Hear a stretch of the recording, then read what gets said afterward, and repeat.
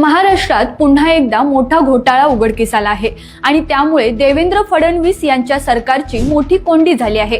राज्य सरकारची महत्त्वाकांक्षी योजना महावितरण अंतर्गत राबवली जाणारी सौर कृषी ऊर्जा वाहिनी 2.0 योजना शेतकऱ्यांना दिवसा वीज देण्यासाठी सुरू केलेल्या या योजनेतच थेट बनावट बँक गॅरंटीचा घोटाळा। या योजनेत सौर ऊर्जा प्रकल्प उभारण्यासाठी कंत्राट मिळवताना कंपन्यांना बँक गॅरंटी देणं बंधनकारक होतं, पण काही कंपन्यांनी थेट बनावट शिक्के खोट्या बँका दाखवून गॅरंटी सादर केल्या। जेव्हा महावितरणाने गॅरंटी वटवायला बँकाकडे पाठवल्या तेव्हा बँकांनी सांगितलं या गॅरंटी आमच्या नाहीत आणि इथूनच घोटाळ्याचा पर्दाफाश झाला। या घोटाळ्यात सुमारे 122 कोटी 85 लाख रुपयांचा आर्थिक फटका बसल्याची माहिती आहे।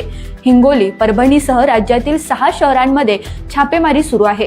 दरम्यान शिवसेना उद्धव बाळासाहेब ठाकरे पक्षाचे नेते अंबादास दानवे यांनी तर थेट आरोप केलाय की या योजनेत 10,000 कोटींचा महाघोटाळा झाला आहे। त्यांनी काही कंपन्या आणि अधिकाऱ्यांमध्ये संगनमत असल्याचा गंभीर आरोप केला आहे। प्रश्न आहे की बनावट बँक गॅरंटी इतक्या सहज स्वीकारल्या कशा गेल्या? महावितरण अधिकाऱ्यांची जबाबदारी ठरणार का? दोषींवर कडक कारवाई होणार का?